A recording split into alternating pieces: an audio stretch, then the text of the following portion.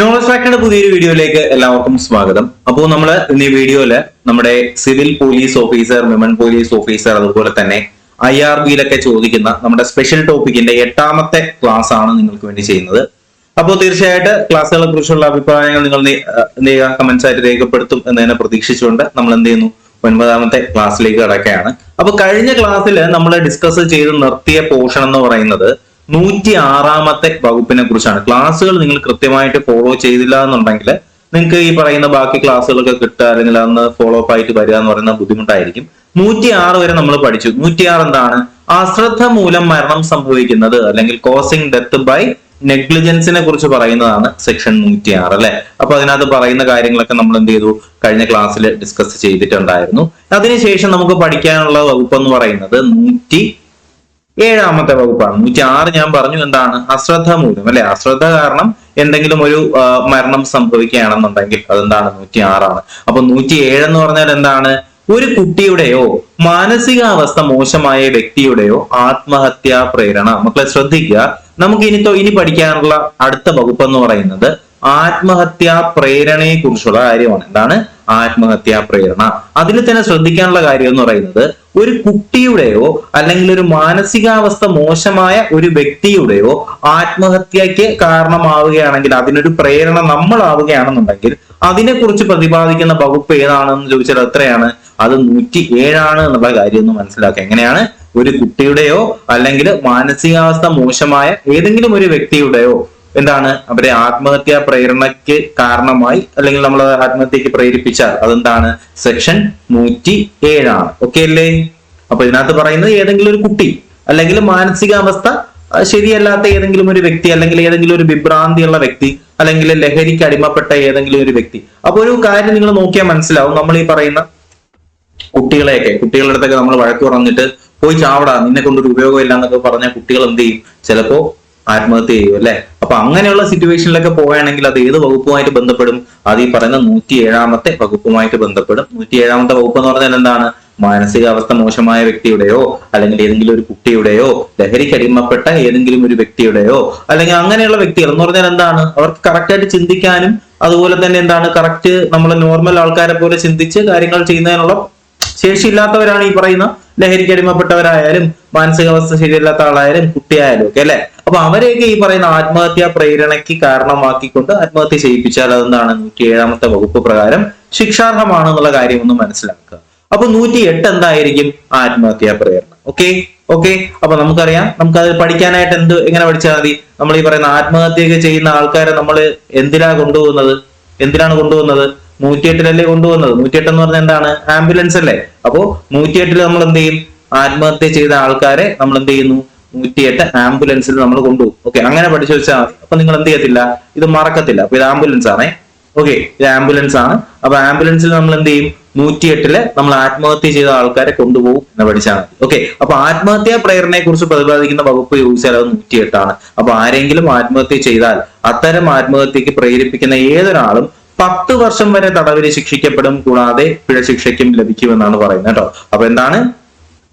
10 വർഷം എന്നാണ്. പക്ഷെ ഇവിടെ ഒരു കാര്യം നിങ്ങൾ ശ്രദ്ധിക്കേണ്ടത്, ഈ പറയുന്ന ഏതെങ്കിലും കുട്ടിയുടെയോ മാനസികാവസ്ഥ മോശമായ വ്യക്തിയുടെയോ ആത്മഹത്യക്ക് കാരണമായാൽ അതിന്റെ ശിക്ഷ എന്ന് പറയുന്നത് എന്താണെന്ന് അറിയാമോ? വധശിക്ഷയാണ്. ശ്രദ്ധിക്കുക. അപ്പൊ ഏതെങ്കിലും ഒരു കുട്ടിയെയാണ് ഈ പറയുന്ന അല്ലെങ്കിൽ ഏതെങ്കിലും ഒരു മാനസികാവസ്ഥ ശരിയല്ലാത്ത ഒരു വ്യക്തിയെയാണ് ഈ പറഞ്ഞ ആത്മഹത്യാ പ്രേരണയ്ക്ക് കാരണമാക്കിയാൽ വധശിക്ഷയോ ജീവപര്യന്തമോ അല്ലെങ്കിൽ 10 വർഷം വരെ ലഭിക്കും കേട്ടോ. കാരണം എന്താണ്? അത് കുട്ടിയാണ്, മാനസികാവസ്ഥ ശരിയല്ലാത്ത വ്യക്തിയാണ്. അവിടെ കൊടുക്കുന്ന ശിക്ഷ വധശിക്ഷയോ ജീവപര്യന്തം തടവോ അല്ലെങ്കിൽ 10 വർഷം തടവോ ആണ് ലഭിക്കുന്നത്. എന്നാൽ സാധാരണ ഒരു ആത്മഹത്യാ പ്രേരണയാണെങ്കിൽ അവിടെ കിട്ടുന്ന വകുപ്പ് എന്താണ്? അങ്ങനെ ആത്മഹത്യക്ക് പ്രേരിപ്പിക്കുന്ന ഏതൊരാളും 10 വർഷം വരെ തടവിന് ശിക്ഷിക്കപ്പെടും, കൂടാതെ പിഴശിക്ഷയും ലഭിക്കുന്നതാണ്. ഓക്കെ, അപ്പൊ ആത്മഹത്യാ പ്രേരണയിലെ ശിക്ഷ എന്താണ്? 10 വർഷമാണ്, 10 years ആണ്. ഓക്കെ, വെറും ആത്മഹത്യാ പ്രേരണയാണെങ്കിൽ അത് 108 ആണ്. ആത്മഹത്യ ചെയ്യുന്ന ആൾക്കാരെ നമ്മൾ 108 കൊണ്ടുപോകും. 107 എന്ന് പറഞ്ഞാൽ എന്താണ്? കുട്ടിയുടെയോ അല്ലെങ്കിൽ മാനസികാവസ്ഥ ശരിയല്ലാത്ത വ്യക്തിയുടെയോ ആത്മഹത്യാ പ്രേരണ. സെറ്റാണ്. ഇനി ഓക്കെ, മറക്കത്തില്ല. ഇനി നമുക്കുള്ളതാണ് 109. 109 എന്ന് പറഞ്ഞാൽ എന്താണെന്ന് അറിയാമോ? വധശ്രമമാണ്. ശ്രദ്ധിക്കുക, വധശ്രമം. ഓക്കെ, അപ്പോ നമ്മൾ പഠിച്ചൊരു കാര്യമുണ്ട്. 100 എന്ന് പറഞ്ഞാൽ എന്തായിരുന്നു? 100 എന്ന് പറഞ്ഞാൽ ഓർമ്മയുണ്ടോ? എന്താണ് 100 എന്ന് പറയുന്നത്? 100 കൾപ്പബിൾ ഹോമിസൈഡ് അല്ലെ, കുറ്റകരമായ നരഹത്യ. 101 എന്ത്?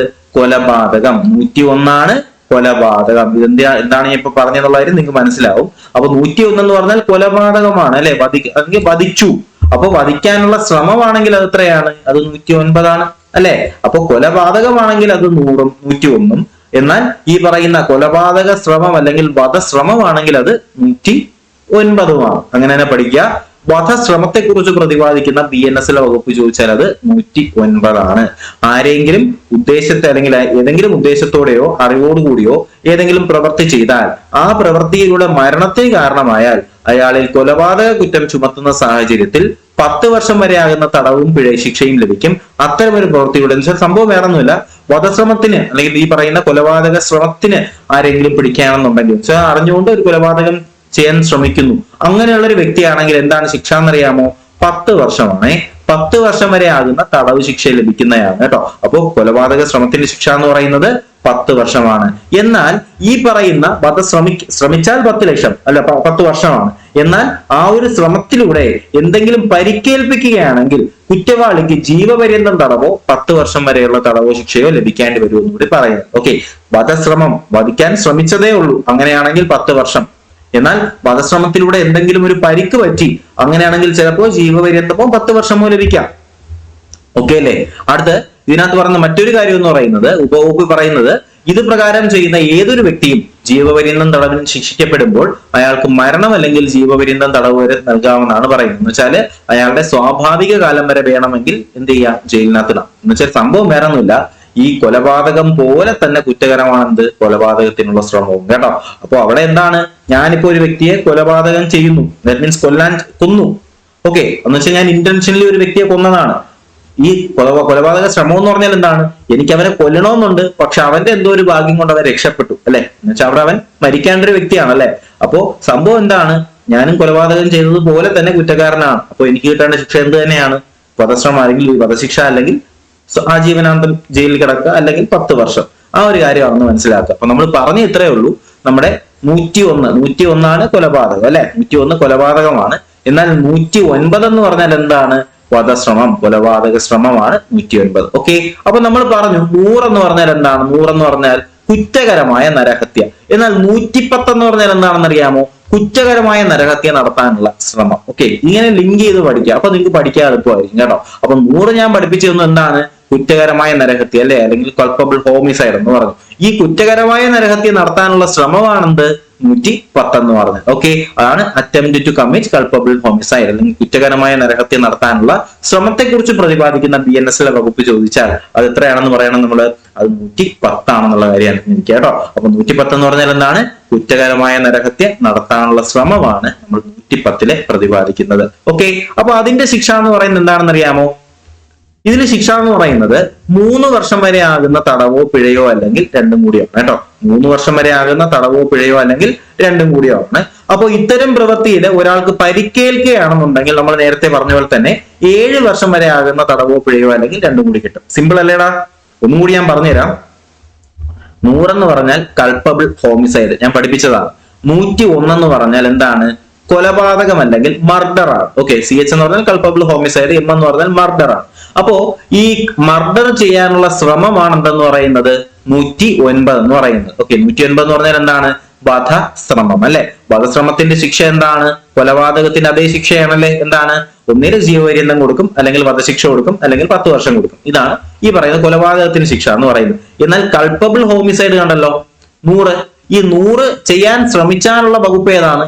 അത് 110 ആണ്. മനസ്സിലായില്ലേ?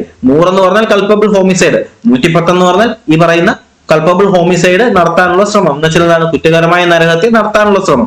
അങ്ങനെ നടത്താനുള്ള വെറും ശ്രമമാണെങ്കിൽ 3 വർഷമാണ് ശിക്ഷ, 3 വർഷം പിഴ.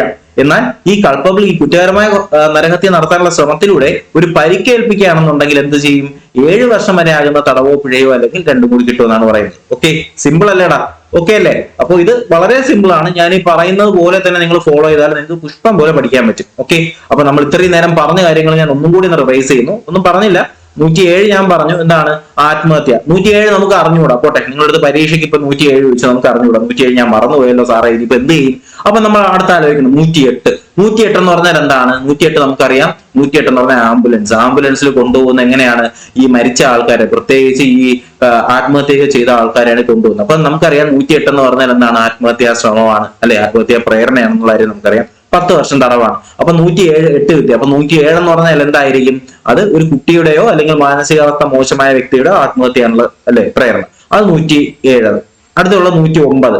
ഞാൻ പറഞ്ഞു 111 അല്ലെങ്കിൽ നമ്മൾ ഈ പറയുന്ന വധശ്രമം, അല്ലെ? വധശ്രമം എന്ന് പറയുമ്പോൾ അറ്റംപ്റ്റ് ടു മർഡർ ആണ്. അപ്പൊ മർഡർ എന്ന് പറഞ്ഞാൽ നമുക്കറിയാം 101 ചെയ്യാനുള്ള ശ്രമമാണ് 109. പിന്നെ 110 എന്ന് പറഞ്ഞാൽ എന്താണ്?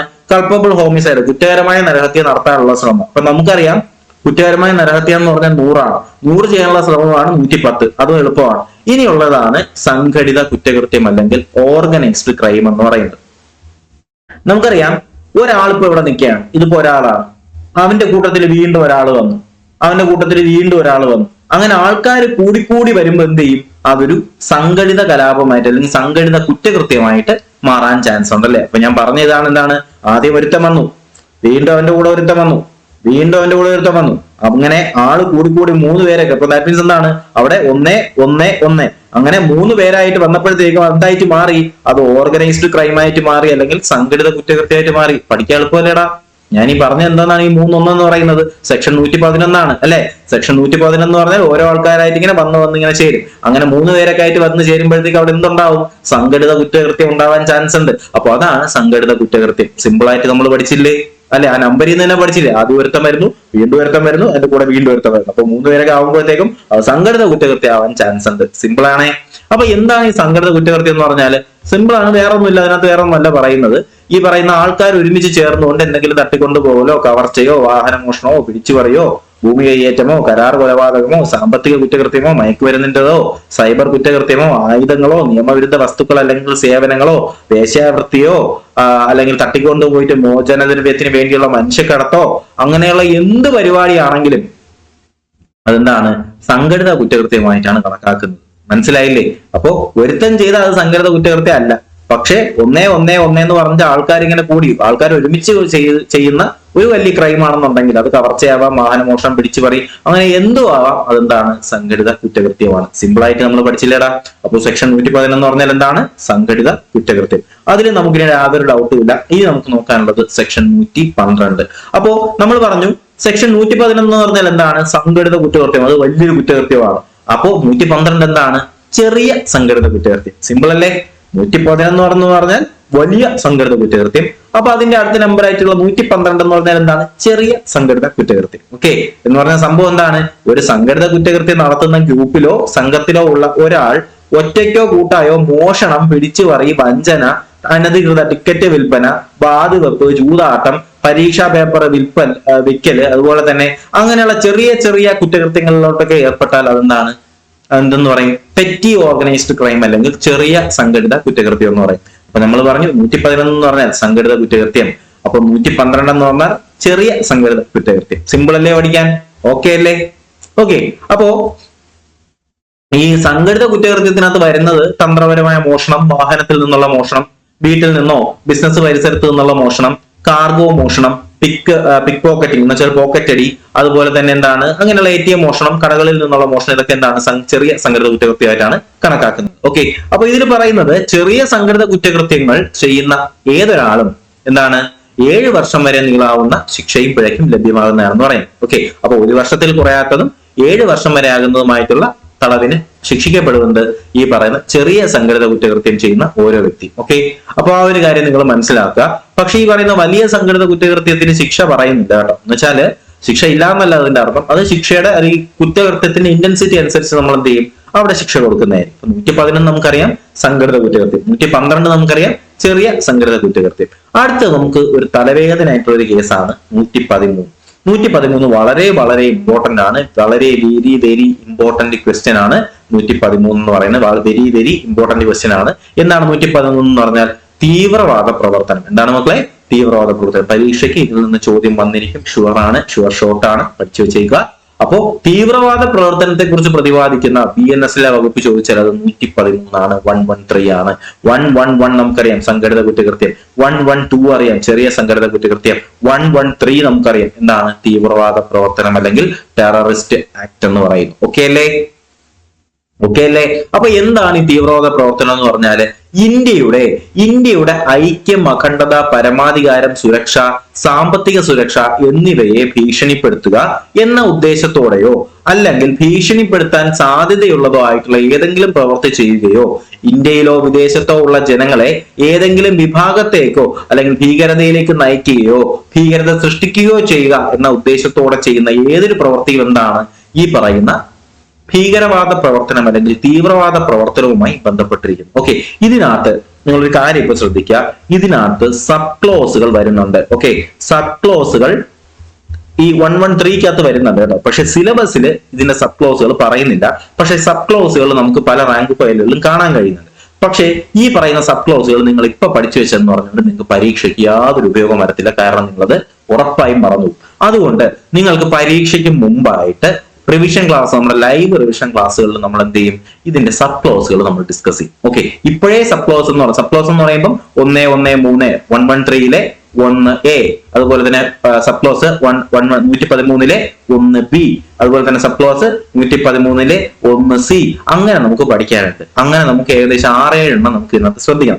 പക്ഷേ നിങ്ങൾക്ക് ഞാനത് ഇപ്പൊ പറഞ്ഞു തന്നാലും നിങ്ങളത് മറന്നു, ഉറപ്പായിട്ട് നിങ്ങൾ മറന്നു. നിങ്ങൾക്ക് പരീക്ഷയ്ക്ക് മുമ്പുള്ള നമ്മുടെ ലൈവ് റിവിഷൻ ക്ലാസ്സിൽ, നമ്മുടെ ഗ്രൂപ്പിനകത്ത് തന്നെ തരുന്ന ലൈവ് റിവിഷൻ ക്ലാസ്സുകളിൽ ഇതിന്റെ സബ് ക്ലോസുകൾ നമ്മൾ വളരെ സിമ്പിൾ ആയിട്ട് പഠിച്ചു തരും കേട്ടോ. ഇപ്പൊ നിങ്ങൾ ഇത്രയും പഠിച്ചാൽ 113 എന്ന് പറഞ്ഞാൽ എന്താണ് തീവ്രവാദം. ഓക്കെ, രാജ്യത്തിന്റെ ഐക്യത്തെയും അഖണ്ഡതയും പരമാധികാരത്തെയും സുരക്ഷയൊക്കെ ഖണ്ഡിക്കുന്ന എന്ത് പ്രവർത്തനമായാലും അതിനെ നമ്മൾ എന്തെന്ന് പറയുന്നു, തീവ്രവാദ പ്രവർത്തനമായിട്ട് കണക്കാക്കുന്നു. അപ്പൊ അതാണ് 113. സെറ്റ് അല്ലേടാ? ക്ലിയർ അല്ലേ? അപ്പൊ നമ്മൾ പറഞ്ഞ കാര്യങ്ങൾ ഞാൻ ഒരിക്കൽ കൂടി പറയുന്നു. 107 നമുക്ക് അറിഞ്ഞൂടാ, 107 നമുക്ക് അറിഞ്ഞൂടാ, പോട്ടെ. 108 നമുക്കറിയാം, 108 ആംബുലൻസ് ആണ്, ആത്മഹത്യ. അപ്പൊ ആത്മഹത്യ പ്രേരണ 108. 107 എന്ന് പറഞ്ഞാൽ കുട്ടികളുടെ ആത്മഹത്യ പ്രേരണ, ചിത്തഭ്രമമുള്ളവരുടെ ആത്മഹത്യ പ്രേരണ അറിയാം. അത് 109 എന്ന് പറഞ്ഞാൽ എന്താണ്, അറ്റംപ്റ്റ് ടു മർഡർ, വധശ്രമമാണ്. അപ്പൊ 110 എന്ന് പറഞ്ഞാൽ എന്താണ്, നമ്മുടെ കുറ്റകരമായ നിരത്തി നടത്താനുള്ള ശ്രമമാണ് 110. 111 നമുക്കറിയാം, ആൾക്കാർ ഇങ്ങനെ 111 എന്ന് പറഞ്ഞ് കൂടി വരുന്നു, സംഘടിത കുറ്റകൃത്യമാണ്. 112 നമുക്കറിയാം ചെറിയ സംഘടിത കുറ്റകൃത്യമാണ്. 113 നമുക്കറിയാം എന്താണ്, തീവ്രവാദം അല്ലെങ്കിൽ ടെററിസം ആണ്. ഓക്കെ അല്ലേ? ഇത്രയും കാര്യങ്ങൾ സിമ്പിൾ അല്ലേ? ഇനിയുള്ളതാണ് 114.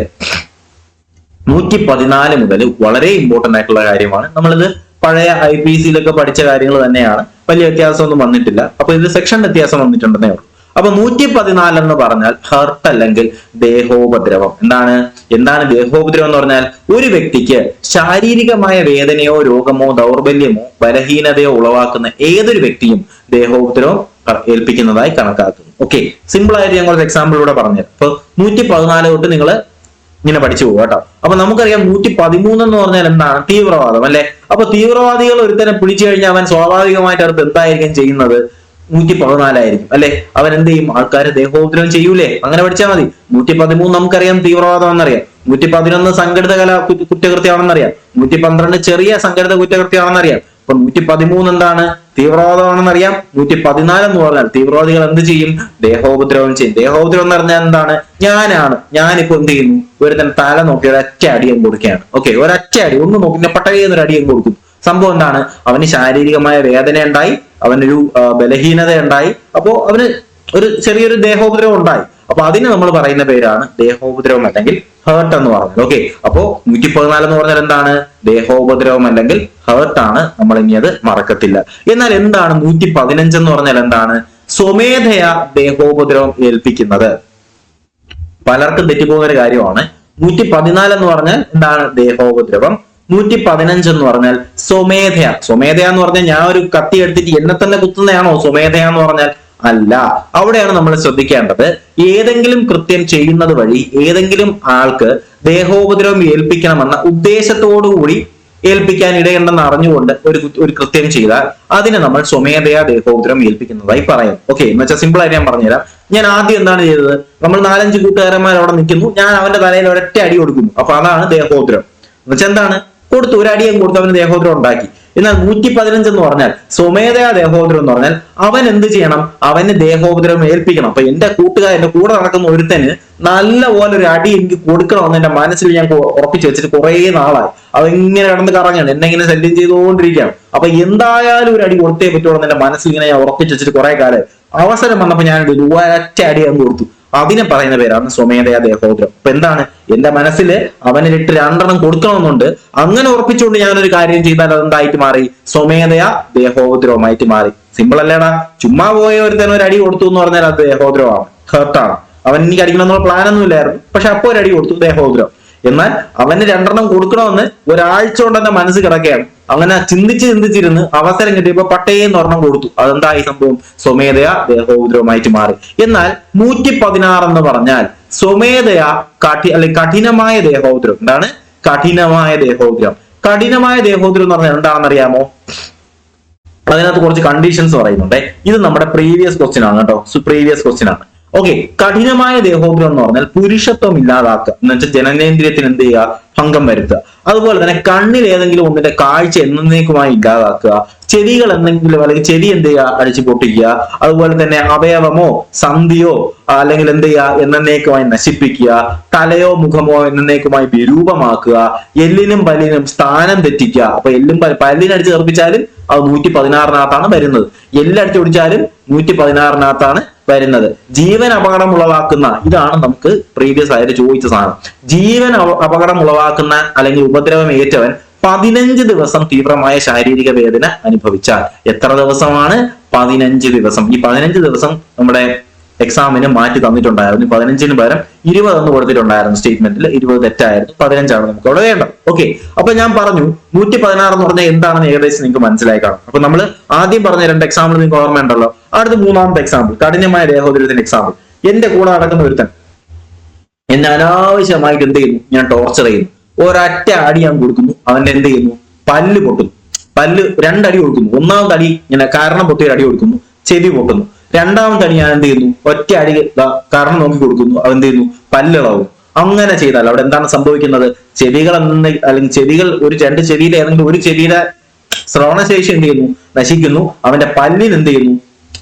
ഒരു ബ്രേക്ക് സംഭവിക്കുന്നു, എല്ല് പൊട്ടുന്നു. അങ്ങനെയൊക്കെ ഉണ്ടായാൽ അതെന്താണ്?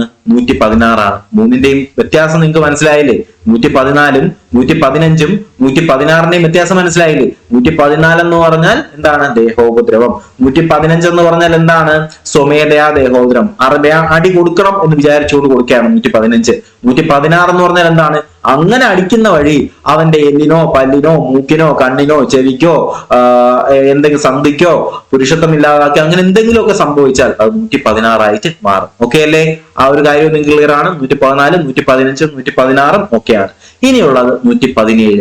117 എന്ന് പറഞ്ഞാൽ എന്താണ്? സ്വമേധയാ കഠിനമായ ദേഹോപദ്രവം ഏൽപ്പിക്കുന്നത്. നമ്മൾ 114 15 പറഞ്ഞ എന്താണ്? സ്വമേധയാ ദേഹോപദ്രവം ഏൽപ്പിക്കുക. 116 പറഞ്ഞ എന്താണ്? കഠിനമായ ദേഹോപദ്രവം ഏൽപ്പിക്കുക. അപ്പൊ 117 എന്ന് പറഞ്ഞാൽ എന്താണ്? സ്വമേധയാ പ്ലസ് കഠിനമായ ദേഹോപദ്രവം ഏൽപ്പിക്കുക. എന്ന് വെച്ചാൽ എന്താണ്? അടിച്ച് അവന്റെ പല്ല് തെറിപ്പിക്കണമെന്നായിരുന്നു എന്റെ ഉദ്ദേശം. അങ്ങനെ ഒരു ഉദ്ദേശത്തോടു കൂടി ഞാൻ എന്ത് ചെയ്യുന്നു? സ്വമേധയാ അവനെ കഠിനമായ ദേഹോപദ്രവം ഏൽപ്പിച്ചാൽ അത് 117 മാറും. ഓക്കെ അല്ലേടാ? ഇത്രയും എക്സാമ്പിൾ ഇത്രയും സമയം എടുത്ത് പറഞ്ഞു തരുന്നത് നിങ്ങൾക്ക് അത്രയും നന്നായിട്ട് മനസ്സിലാവാനാണ്. അപ്പൊ തീർച്ചയായിട്ടും ഈ എടുക്കുന്ന എഫോർട്ടിന് നിങ്ങൾ തീർച്ചയായിട്ടും നിങ്ങളുടെ അഭിപ്രായങ്ങളും നിർദ്ദേശങ്ങളും നിങ്ങൾ കമന്റുകളായിട്ട് രേഖപ്പെടുത്തുക. നിങ്ങളുടെ കമന്റ്സ് തന്നെയാണ് വീണ്ടും ക്ലാസ് ചെയ്യാനായിട്ട് പ്രേരിപ്പിക്കുന്നത്. അപ്പൊ തീർച്ചയായിട്ടും നിങ്ങൾ എന്ത് ചെയ്യുക? കമന്റ്സ് നിങ്ങൾ ഇടുക കേട്ടോ. അപ്പൊ ഞാൻ പറഞ്ഞു ഇത്രേ ഉള്ളൂ. അവൻ അടിച്ചവന്റെ പല്ല് തെറിപ്പിക്കണം എന്നുള്ള ഉദ്ദേശത്തിൽ ഞാൻ എന്ത് ചെയ്യുന്നു? അടിച്ചവന്റെ പല്ല് തെറിപ്പിച്ചാൽ അതെന്താണ്? 117 എടാ. അപ്പോ ഇത്രയും പറഞ്ഞ കാര്യങ്ങൾ ഓർമ്മിക്കണം. നമ്മൾ 114 തുടങ്ങിയത് ദേഹോപദ്രവം. 115 എന്താണ്? സ്വമേധയാ ദേഹോപദ്രവം. 116 കഠിനമായ ദേഹോപദ്രവം. 117 സ്വമേധയാ കഠിനമായ ദേഹോപദ്രവം. കൂടി പറയുന്നു. 114 എന്ന് പറഞ്ഞാൽ ദേഹോപദ്രവം. 117 എന്ന് പറഞ്ഞാൽ എന്താണ്? സ്വമേധയാ ദേഹോപദ്രവം. 116 എന്ന് പറഞ്ഞാൽ എന്താണ്? കഠിനമായ ദേഹോപദ്രവം. 117 എന്ന് പറഞ്ഞാൽ എന്താണ്? സ്വമേധയാ കഠിനമായ ദേഹോപദ്രവം. സിമ്പിൾ അല്ലേടാ? ഓക്കെ അല്ലേ? എന്താണ് കാര്യം എന്ന് മനസ്സിലായല്ലോ? ഇത്രയേ ഉള്ളൂ 117 എന്ന് പറയുന്നത്. ഓക്കെ, ഇനിയുള്ളതാണ് 118.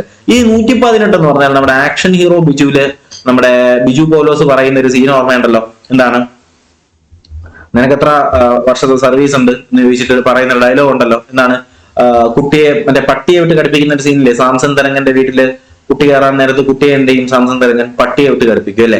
അങ്ങനെ പട്ടിയെ വിട്ട് കടുപ്പിച്ചാലും എന്ത് ചെയ്യും, നമ്മൾ ഏത് കേസിൽ പെടുത്തും എന്നൊക്കെ പറഞ്ഞിട്ട് ഒരു സെക്ഷൻ അതിൽ പറയുന്നുണ്ട്. പക്ഷെ ഇതില് നമുക്ക് ആ സെക്ഷൻ മാറി വരുന്നുണ്ട്. ആ ഒരു കാര്യം നിങ്ങൾ മനസ്സിലാക്കുക. അങ്ങനെ ആ ഒരു വകുപ്പിനെ കുറിച്ച് പറയുന്നതാണ് 118. 118 എന്ന് പറഞ്ഞാൽ അപായകരമായ ആയുധങ്ങളാലോ മറ്റു മാർഗങ്ങളാലോ സ്വമേധയാ ദേഹോപദ്രവം ഏൽപ്പിക്കൽ. വളരെ ഇമ്പോർട്ടന്റ് ആണ്. അപായകരമായിട്ടുള്ള എന്തെങ്കിലും ആയുധം കൊണ്ടോ മറ്റു മാർഗങ്ങളാലോ സ്വമേധയാ ദേഹോപദ്രവം ഏൽപ്പിക്കൽ. നമ്മുടെ ആക്ഷൻ ഹീറോ ബിജുവിൽ ആ ഒരു സീന് നിങ്ങൾക്ക് ഓർമ്മയുണ്ടല്ലോ. ഓക്കെ, അതിനകത്ത് പറയുന്ന കാര്യം തന്നെയാണ് ഇതിൽ പറയുന്ന മറ്റൊന്നുമല്ല. ഏതൊക്കെ രീതിയിലാണ് ഈ സ്വമേധയാ അല്ലെങ്കിൽ 118 കേസ് വരുന്നതെന്ന് അറിയാമോ? അതിനകത്ത് നമ്മൾ ഈ പറയുന്ന എന്തെങ്കിലും ആയുധങ്ങൾ കൊണ്ടോ അല്ലെങ്കിൽ മറ്റേതെങ്കിലും കാരണങ്ങൾ ഉപയോഗിച്ചോ മാർഗങ്ങൾ ഉപയോഗിച്ചോ ആരെയെങ്കിലും ഈ പറയുന്ന ദേഹോപദ്രവം നമ്മൾ സ്വമേധയാ ഏൽപ്പിച്ചാൽ അത് 118 വകുപ്പിനകത്താണ് വരുന്നത്. അപ്പൊ ഇതിനകത്ത് പറയുന്ന ഇങ്ങനെയാണ്: വെടിവെക്കുന്നതിനോ കത്തിക്കുന്നതിനോ വെട്ടുന്നതിനോ ഉള്ള ഉപകരണം എന്ന് വെച്ചാൽ എന്താണ്? തോക്ക് കൊണ്ടുള്ള വെടി വെട്ടുകയോ കുത്തുകയോ ചെയ്താൽ, അങ്ങനെയാണ് കൃത്യമായതാണ്, അങ്ങനെയാണ് നമ്മുടെ സിനിമയിൽ പറയുന്നത് അല്ലെ. തോക്ക് കൊണ്ടുള്ള വെടി വെട്ടുകയോ കുത്തുകയോ ചെയ്താൽ. അതുപോലെ തന്നെ എന്താണ്?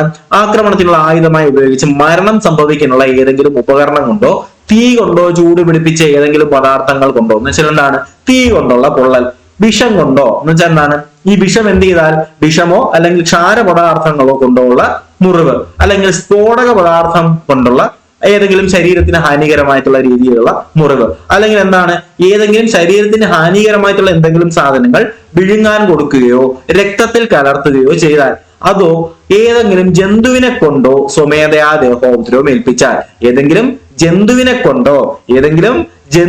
കൊണ്ടോ സ്വമേധയാ ദേഹോപദ്രവം ഏൽപ്പിച്ചാൽ, പട്ടിയെ വിട്ട് കടുപ്പിച്ചാലും എന്ത് ചെയ്യും?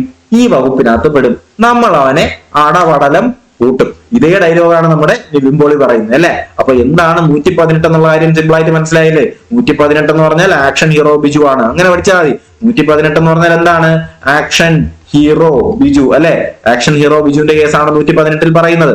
അങ്ങനെ ചെയ്യുന്ന ഏതൊരു വ്യക്തിയും, സാംസൺ തരംഗനെ നമ്മൾ എത്ര വർഷം പിടിച്ച് ആത്തിടും? 3 വർഷം പിടിച്ച് ആത്തിടും കേട്ടോ. 3 വർഷം വരെ ആകുന്ന തടവോ 20,000 രൂപ പിഴയോ നമ്മൾ എന്ത് ചെയ്യും? സാംസൺ തരംഗന്റെ കയ്യിൽ നിന്ന് ഈടാക്കും, അല്ലെങ്കിൽ രണ്ടും കൂടി ഒരുമിച്ച് നമ്മൾ ഈടാക്കും. ഓക്കെ, അപ്പൊ ഇതാണ് 118. സിമ്പിൾ അല്ലേടാ നമ്മളിന്ന് പഠിച്ച കാര്യങ്ങളൊക്കെ? ഓക്കെ അല്ലേ? അപ്പൊ നമ്മളിന്ന് പറഞ്ഞ കാര്യങ്ങൾ എന്തൊക്കെ നമ്മൾ പറഞ്ഞു ഓർമ്മയുണ്ടോ? 107 നമ്മൾ പറഞ്ഞു. 107 ഞാൻ പറഞ്ഞു. 107 നമുക്ക് ഓർമ്മയില്ല. 108 നമുക്കറിയാം. 108 എന്ന് പറഞ്ഞാൽ എന്താണ്? ആംബുലൻസ് അല്ലെ. അപ്പൊ നമ്മൾ പറഞ്ഞു ആത്മഹത്യാ പ്രേരണ. ഓക്കെ, ആത്മഹത്യാ പ്രേരണയാണെങ്കിൽ അത് 108 ആണ്. അപ്പൊ ഈ പറയുന്ന ആത്മഹത്യാ പ്രേരണ തന്നെ കുട്ടികളിലോ ചിത്തഭ്രമമുള്ള വ്യക്തികളിലോ ലഹരികൾ പിടിപ്പിച്ചിട്ടുള്ള വ്യക്തിയാണെങ്കിൽ അത് 107 ആണ്. ഓക്കെ, നമുക്ക് കിട്ടുന്നത്. പിന്നെയുള്ളത് 109 ഉണ്ട്, 110 ഉണ്ട്. 109 എന്ന് പറഞ്ഞാൽ എന്താണ്? വധശ്രമമാണ് അല്ലെ. വധശ്രമമാണെങ്കിൽ 109 ആണ്. 110 എന്ന് പറഞ്ഞാൽ എന്താണ്? കുറ്റകരമായ കൊലപാതകം അല്ലെങ്കിൽ കൾപ്പബിൾ ഹോമിസൈഡ് നടത്താനുള്ള ശ്രമമാണെങ്കിൽ അത് 110 ആണ്, നമുക്കറിയാം. 111 എന്ന് പറഞ്ഞാൽ എന്താണ്? സംഘടിത കുറ്റകൃത്യം 111 ആണ്. 112 എന്ന് പറഞ്ഞാൽ എന്താണ്? ചെറിയ സംഘടിത കുറ്റകൃത്യം 112 ആണ്. 113 എന്ന് പറഞ്ഞാൽ എന്താണ്? തീവ്രവാദം 113 ആണ്. 114 എന്ന് പറഞ്ഞാൽ എന്താണ്? ദേഹോപദ്രവം 114 ആണ്. 115 എന്ന് പറഞ്ഞാൽ എന്താണ്? സ്വമേധയാ ദേഹോപദ്രവം 115 ആണ്. പിന്നെ നമ്മൾ പറഞ്ഞു 116. 116 എന്ന് പറഞ്ഞാൽ എന്താണ്? കഠിനമായ ദേഹോപദ്രവം 116 ആണ്. 117 എന്ന് പറഞ്ഞാൽ എന്താണ്? സ്വമേധയാ കഠിനമായ ദേഹോപദ്രവം 117 ആണ്. 118 എന്ന് പറഞ്ഞാൽ എന്താണ്? നമ്മൾ ആക്ഷൻ ഹീറോ ബിജുവിലെ അല്ലെ സീൻ അല്ലെ. എന്താണ്? അപായകരമായ ആയുധങ്ങളാലോ മറ്റു മാർഗങ്ങളാലോ സ്വമേധയാ ദേഹോപദ്രവം ഏൽപ്പിച്ചാൽ 118 ആണ്. അപ്പൊ നമ്മൾ ഇന്ന് 1, 2, 3, 4, 5, 6, 7, 8, 9, 10, 11, 12 സെക്ഷൻ പഠിച്ചു. ഞാൻ ഈ പറഞ്ഞ പോലെ നമുക്ക് എന്ത് ചെയ്യണം? ഇത് കാണാതെ പഠിച്ച് പറയാനായിട്ട് നമ്മൾ ശ്രമിക്കണം. അത് ബൈ പ്രാക്ടീസേ പറ്റത്തുള്ളൂ. അത് നിങ്ങൾ എന്ത് ചെയ്താൽ മതി? എന്റെ ക്ലാസ് തന്നെ നിങ്ങൾ കണ്ടിന്യൂസ് ആയിട്ട് കാണുക, റിപ്പീറ്റ് അടിച്ച് കാണുക, ചുമ്മാ ഇരിക്കുമ്പോൾ കേൾക്കുക. നിങ്ങൾക്ക് എന്ത് കിട്ടും?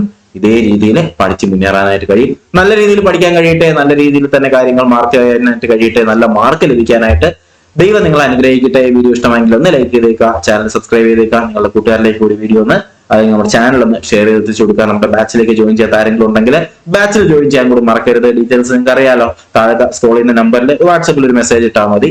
അതുപോലെ തന്നെ എന്ത് ചെയ്യുക? നിങ്ങളുടെ അഭിപ്രായങ്ങൾ തീർച്ചയായിട്ടും കമന്റുകളായിട്ട് രേഖപ്പെടുത്തുക. പുതിയ വീഡിയോ ക്ലാസ്സുകളൊക്കെ ആയിട്ട് നോളജ് ഫാക്ടറി PSC ഉടനെ എത്തുന്നതായിരിക്കും. അതുവരെ എല്ലാവർക്കും bye bye, good bye, take care.